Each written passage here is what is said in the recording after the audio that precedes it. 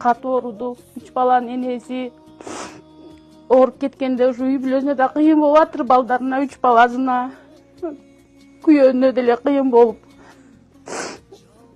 Айылың тынч болсо, кол кошунаң тынч болсо, өзүң деле тынч жашайсың да, балдарың көрүп бооруң ачыбайт. Булар балдары деле энеси менен жүргөн жакшы да. Акыры жөжө деле, тоок деле жөжөлөрүн жакшы карайт го. Жемге чакырып, алыс кетсе издейт го. Ошондой да. Кагылайын калайык. Көптү көрсө көл болот дегендей, колуңардан келген жардамыңарды аябасаңар. Эми күйөөм менен Асан Үсөн бир тууган болгон, мен экөөбүз деле бир туугандай эле болуп калганбыз. Жакшылыгыбызды тең бөлүшөбүз.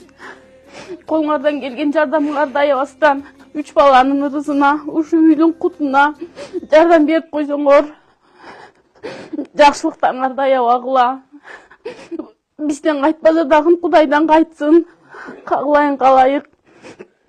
Көптү көрсөңөр көл болосуңар.